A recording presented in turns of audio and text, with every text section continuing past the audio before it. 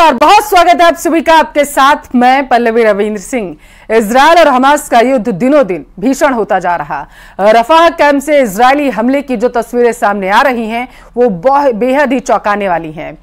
बता चली कि इस वक्त नेतन्याहू किसी की सुन नहीं रहे हैं, यहां तक कि अमेरिका की भी नहीं। नेतन्याहू ने रफाह पर हमले रोकने के एवज में 33 बंदूकों की रिहाई की मांग की। हमास जब तक इन बंदूकों को छोड़ नहीं देता, गाजा और रफाह में तबाही जारी रहेगी।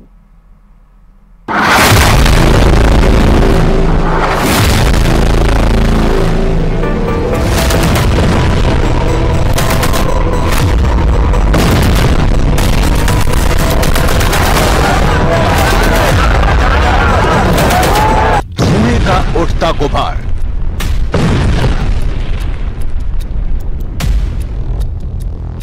आसमान के सफेद रंग पर काला कर रहा है।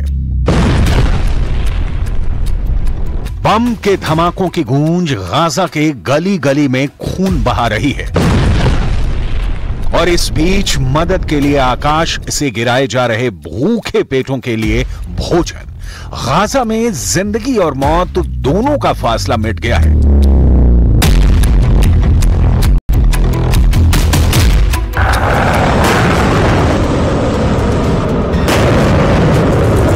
इजरायल अपनी पूरी सामर्थ्य के साथ गाजा को रौंद रहा है।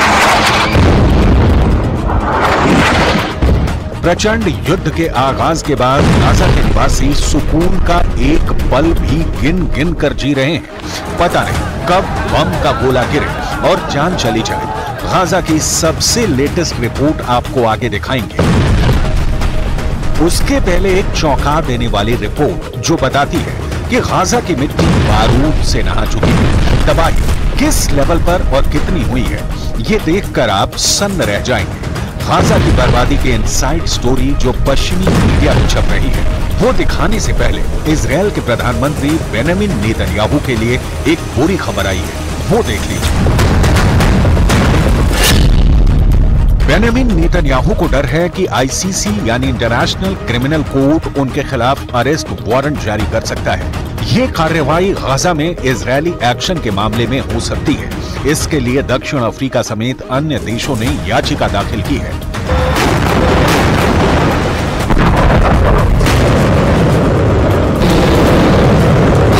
इसके पहले आईसीसी ने रूस के राष्ट्रपति व्लादिमीर पुतिन के खिलाफ अरेस्ट वारंट जारी किया था। पुतिन पर आरोप है कि वो यूक्रेनी बच्चों को अवैध तरीके से रूस लेकर आए। आईसीसी के इस कदम की तुलना टॉयलेट पेपर से करते हुए रूसी अधिकारियों ने इसे बेकार बता दिया था और पुतिन ने यूक्रेन पर हमला बंद करने की जगह और बढ़ा दी।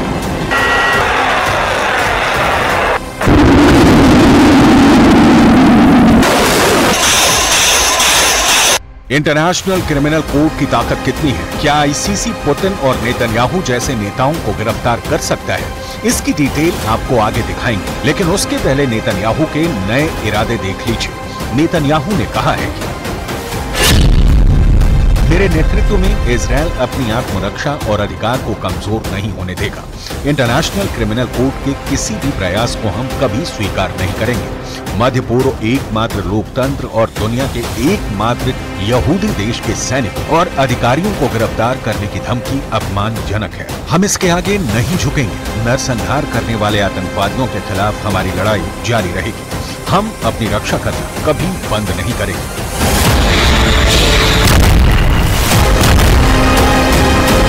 मैसेज लाउड एंड क्लियर है।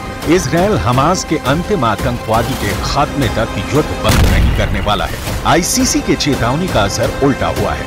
कयास लगाए जा रहे हैं कि आईसीसी के फैसले से होने वाले दबाव से ध्यान हटाने के लिए इजरायल कोई बड़ी कार्रवाई कर सकता है। ये ध्यान देने वाली बात है कि कुछ दिनों पहले ही नेतन्याहू ने ब्रिटेन और जर्मनी के विदेश मंत्रियों से मुलाकात की थी। इस मामले में मदद भी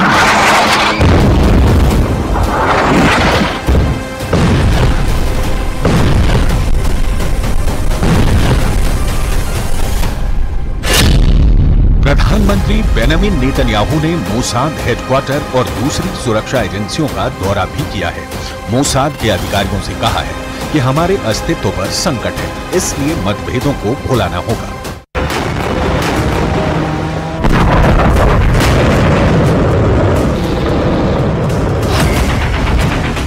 मतलब इजराइल ने गाजा को नेस्तोनाबूद करने के लिए एक और सीक्रेट प्लान की तैयारी कर ली है। रफा में लगातार इजरायली हमले इसकी बानगी। इजरायली प्रधानमंत्री बेंजामिन नेतन्याहू पर इंटरनेशनल क्रिमिनल कोर्ट का कोई असर नहीं है, लिहाजा ये समझना बहुत जरूरी है कि क्या आईसीसी के पास ऐसी कोई ताकत नहीं है कि वो इजरायल के खिलाफ कार्रवाई कर सके।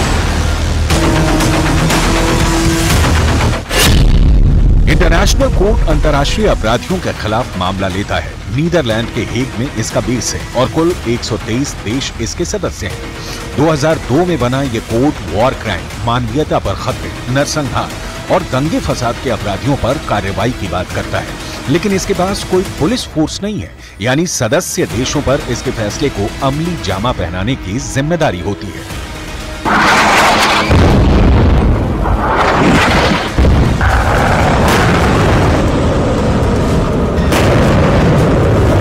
आईसीसी ने प्रक्रिया तो शुरू कर दी है, लेकिन यह लगभग असंभव है कि इंटरनेशनल कोर्ट नेतन्याहू पर हाथ डाल सके। अपने लगभग 24 साल के इतिहास में ऐसा कोई भी मामला नहीं जिसमें इसने किसी देश के नेता या ताकतवर शख्स के खिलाफ कार्रवाई की हो। तो आईसीसी भले ही फैसला सुनाए, उसे जमीन पर उतारना मुश्किल दिख रहा है। नेतन्याहू इस बीच फुल एक्शन में है और गाजा के खिलाफ जिस तरह की कार्रवाई कर रहे हैं उसका नतीजा दिखाती एक रिपोर्ट सामने आई है। इजरायल के गाजा में जारी हमलों से किस तरह का नुकसान हुआ है, इस पर संयुक्त राष्ट्र के एक शीर्ष खनन अधिकारी ने बड़ा दावा किया है।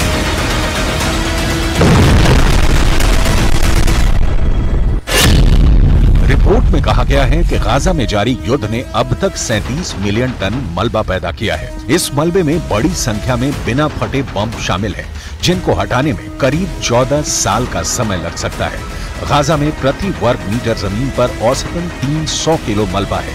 द गार्डियन की रिपोर्ट के मुताबिक गाजा में इस वक्त मलबे की जो स्थिति है उसे 100 ट्रकों के साथ हटाने का काम किया जाएगा तो इसमें 14 साल लग सकता है।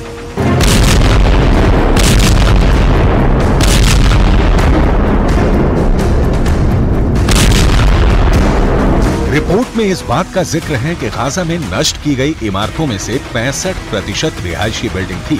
तबाही की ऐसी शक्ल सूरत डराने वाली है। ये हाल तब है जब इजरायल गाजा पर नए हमले की तैयारी में जुटा है।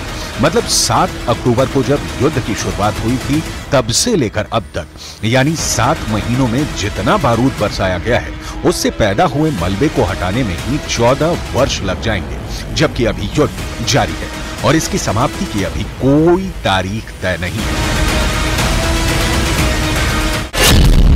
गाजा के स्वास्थ्य विभाग के मुताबिक 7 महीनों में इजरायली हमलों में 34,000 फिलिस्तीनी मारे गए हैं, जिसमें से अधिकांश महिलाएं और बच्चे हैं। इजरायल ने 7 अक्टूबर के हमले के जवाब में युद्ध शुरू किया, जब हमास ने 1200 लोगों को मार डाला और 250 को बंधक बना लिया। तब से लेकर आज तक गाजा दहल रहा है।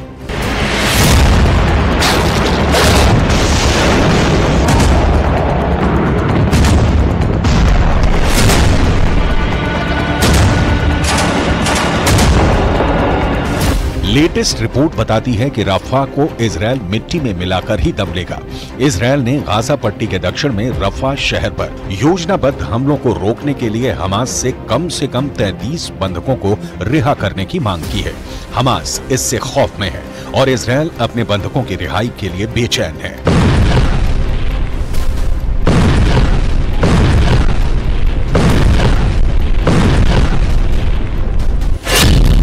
लेकिन इस बीच एक तीसरा देश मिस्र है, जिसे डर है कि रफा क्षेत्र पर हमले से नागरिक तबाही होगी। मिस्र में बड़ी संख्या में शरणार्थियों का पलायन होगा, क्योंकि रफा मिस्र के सिनाई क्षेत्र से सटा है। मिस्र के राष्ट्रपति काहिरा में अमेरिकी विदेश मंत्री एंटनी ब्लिंकन को रफा को लेकर चिंता जताई थी, लेकिन ये दिखता नहीं है कि इजरायल किसी दबाव में झुकने वाला है। मिस्र इस कोशिश में है कि हमास पर दबाव बनाया जाए, लेकिन हमास इसके लिए 2 नेशन थ्योरी की स्वीकृति का राग अलाप रहा है, जो इजरायल को कतई कबूल नहीं होने वाला। नतीजा है कि इजरायल गाजा को मिटा रहा है।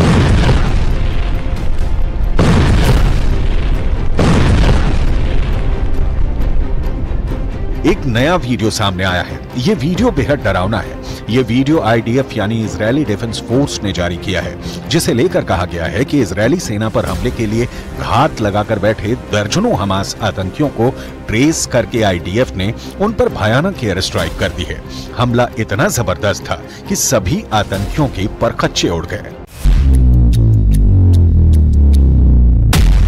इजरायल को मानवीय संकट का वास्ता देकर हमास के खिलाफ एक्शन को रोकने के लिए अमेरिका समेत दुनिया के कई देश और संस्थाएं अपील कर चुके हैं, लेकिन प्रधानमंत्री बेंजामिन नेतन्याहू पर इसका कोई असर नहीं हो रहा है। इसका कारण है हमास का वो जलजला, जिसने इजरायल के अस्तित्व के सामने ही संकट पैदा कर दिया है। हमास के कारण ही ईरान ने अटैक किया, हमास के कारण ही लेबनान से हिजबुल्लाह का, यमन से हूथी लड़ाकों का इजरायल पर हमला हो रहा है। लिहाजा अपील दलील चाहे बेंजामिन से इंटरनेशनल संस्थाएं जितनी करें, उसका कोई प्रभाव कम से कम फिलहाल तो नहीं होने वाला दिख रहा है।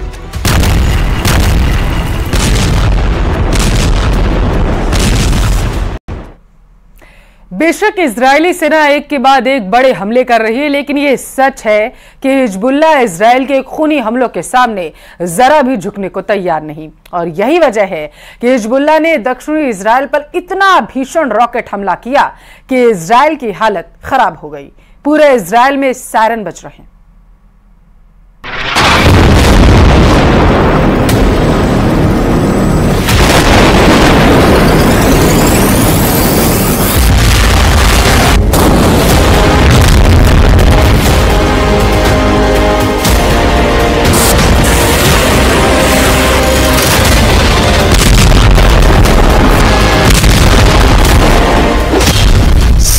अक्टूबर जैसा खूनी हमला, हिजबुल्लाह का रॉकेट युद्ध।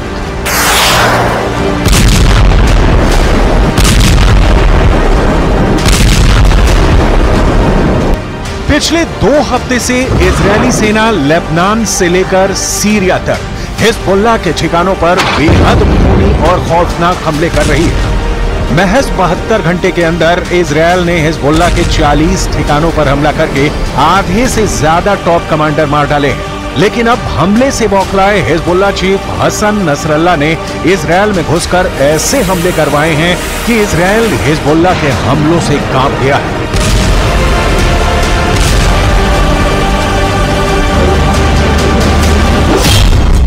इजरायली मीडिया ने खुद माना है कि हिजबुल्लाह के लड़ाकों ने इजरायल पर रॉकेटों से भीषण हमला किया है। हिजबुल्लाह के दावों के मुताबिक रात के वक्त हिजबुल्लाह ने दक्षिणी इजरायल के इलाकों पर रॉकेट से हमले किए हैं। हालांकि इजरायल की आईडीएफ दावा कर रही है कि हिजबुल्लाह के रॉकेट हमलों को काफी हद तक नाकाम कर दिया गया है। इजरायली सेना के आयरन डोम ने हवा में भी हिजबुल्लाह के रॉकेट तबाह कर दिए हैं, लेकिन हिजबुल्लाह का दावा है कि उसके रॉकेट हमले में इजरायल को भारी नुकसान हुआ है, जिसे इजरायल छिपाने की कोशिश कर रहा है।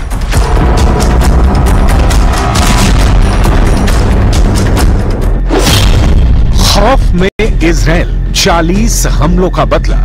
अब आप ये भी जान लीजिए कि हिजबुल्लाह के खौफनाक हमलों से इजरायल क्यों घबराया हुआ है।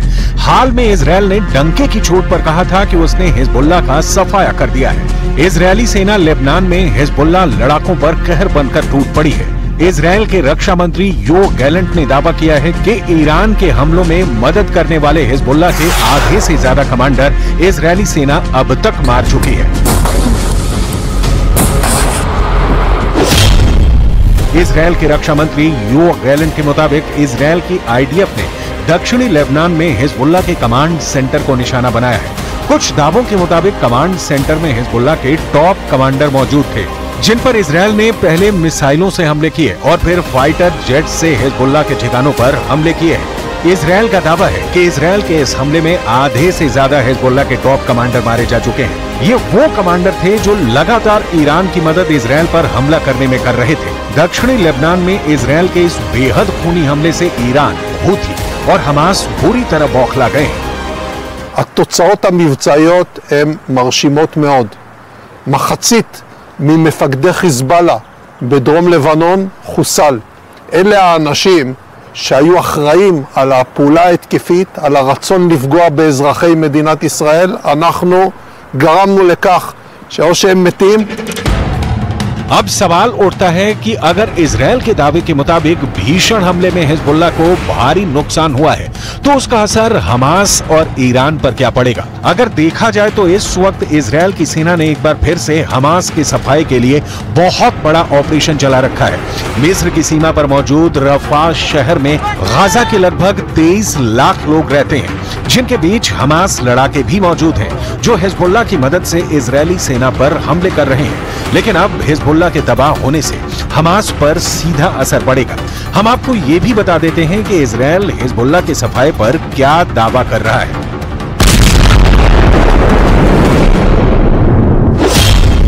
इजरायल के रक्षा मंत्री योव गैलेंट के दावों के मुताबिक आईडीएफ ने दक्षिणी लेबनान में हिजबुल्लाह के ठिकानों पर हमला किया है। दावे के मुताबिक आईडीएफ के भीषण हवाई हमलों में हिजबुल्लाह के 40 ठिकाने पूरी तरह से तबाह हो गए हैं। आईडीएफ के 40 हमलों में हिजबुल्लाह के आधे से ज्यादा टॉप कमांडर्स के मारे जाने का दावा किया गया है। आईडीएफ का यह हमला ऐता अल शाब के पास किया गया है। ऐता अल शाब और आसपास के गांवों पर 13 से ज्यादा हवाई हमले इजरायली सेना ने किए हैं, जिसमें हिजबुल्लाह के स्टोरेज और हथियारों की फैसिलिटी को भी निशाना बनाया गया है।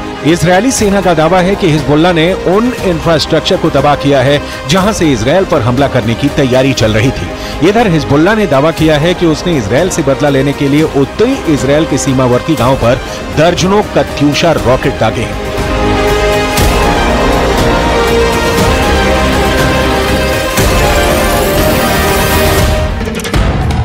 बेशक ईरान समर्थित हिजबुल्लाह को तगड़ी चोट इजरायल ने पहुंचाई हो, लेकिन हिजबुल्लाह को खत्म करना इतना भी आसान नहीं है। ईरान हिजबुल्लाह को और ताकतवर बनाकर हमले करवा रहा है। यही वजह है कि कमांडरों के मारे जाने के बाद भी हिजबुल्लाह ने इजरायल पर रॉकेटों की बौछार कर दी।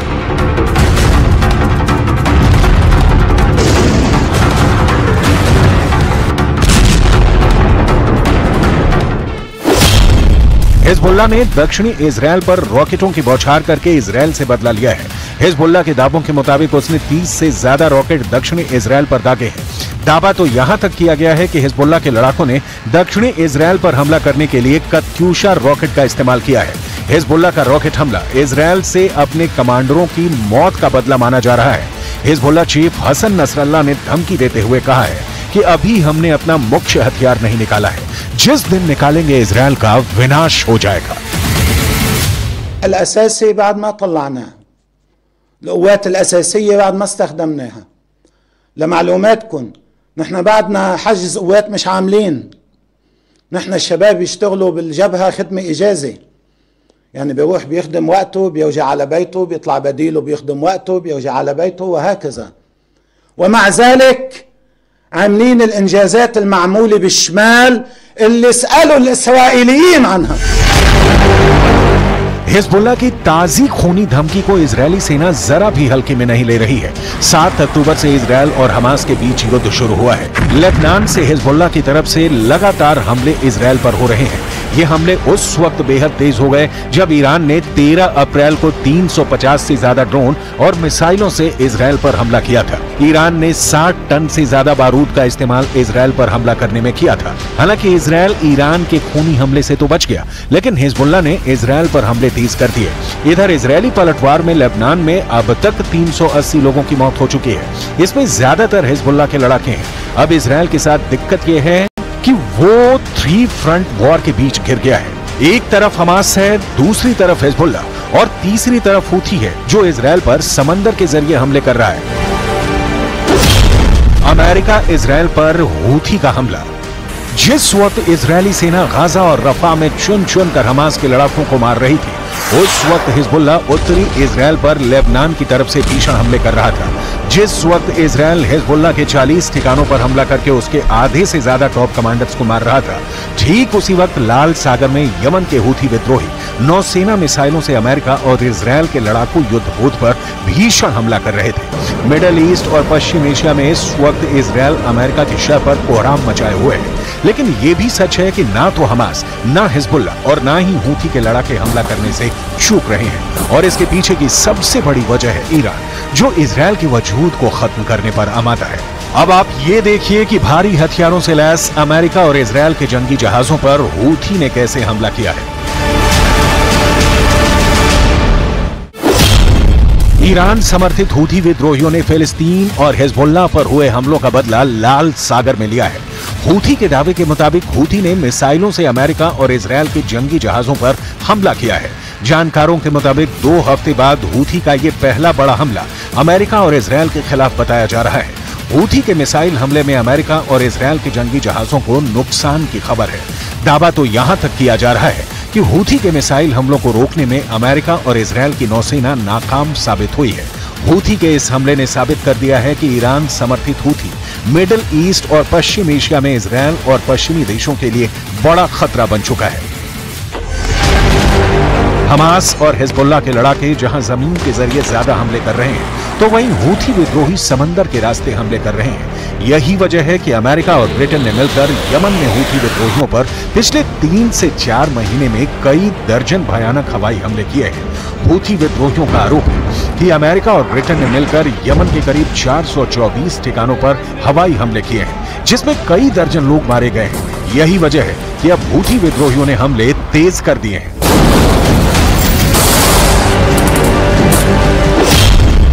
ईरान समर्थित हूथी विद्रोहियों के प्रवक्ता याया सारिया ने दावा करते हुए कहा कि लाल सागर में अमेरिका के 2 जहाजों पर हमला किया गया है, जिसमें से एक जहाज अमेरिकी विध्वंसक है, जबकि इजरायल का एक क्रूज जहाज हूथी हमले का शिकार हुआ है। हूथी ने अमेरिका और इजरायल के जहाजों पर नौसैनिक मिसाइलों से हमला किया है। हूथी के दावे के मुताबिक उसके हमले में अमेरिकी जहाज मैस यॉर्कटाउन, अदन की खाड़ी में एक अमेरिकी विध्वंसक और हिंद महासागर में इजरायली जहाज MSC वेराक्रूज को निशाना बनाया गया है। نفذت القوات البحرية في القوات المسلحة اليمنية عملية عسكرية استهدفت سفينة ميرسك يوركتاون الأمريكية في خليج عدن بعدد من الصواريخ البحرية المناسبة وكانت الإصابة دقيقة بفضل الله। कुल मिलाकर गाजा युद्ध पूरे मिडिल ईस्ट और पश्चिम एशिया के युद्ध में बदल चुका है। इजरायल एक ऐसी जंग में फंस चुका है जिसके अंत की तारीख दूर दूर तक नहीं दिख रही है। ये जंग अब सर्वनाश के साथ ही खत्म होगी।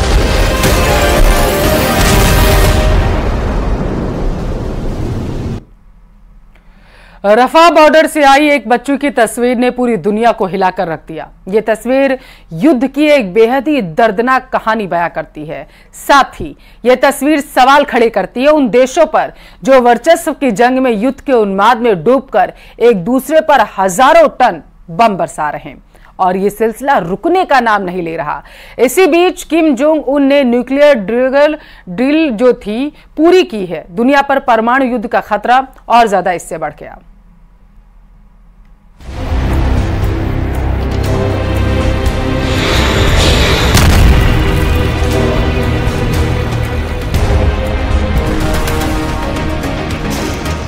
ये बारूदी विध्वंस कब रुकेगा? इस त्रासदी से इंसानियत कैसे बचेगी? क्योंकि इस आजमाइश ने अगली पीढ़ी को संकट में डाल दिया है। मौत का ये तमाशा कितना विनाशकारी है, बस इस नन्ही सी जान को देखकर समझ लीजिए। क्योंकि एक जोरदार धमाका हुआ और इस बच्ची का सब कुछ छिन गया।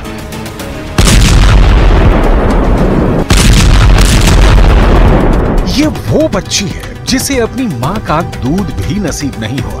इस बच्ची के अंदर इतनी भी ताकत नहीं कि ये रो सके, अपनी मां को बुला सके, जो अपने सीने से इसे लगाकर चुप करा सके, अपनी ममता इस पर लुटा सके। जानते हैं क्यों? क्योंकि इस बच्ची को जन्म देने से पहले ही इसकी मां की सांसें रोक दी गई। खुद को सर्वश्रेष्ठ साबित करने की जंग में लगी इस दुनिया के बम बारूद ने इसकी मां को मार दिया।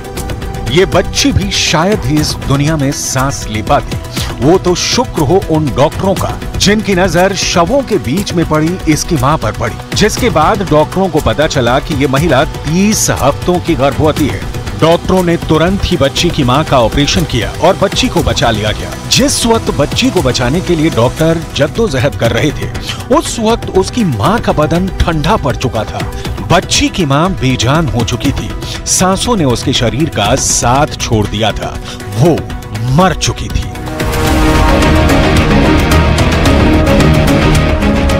ये रफा का सबसे नया दर्द है। परिजन दहाड़ मारकर रो रहे हैं।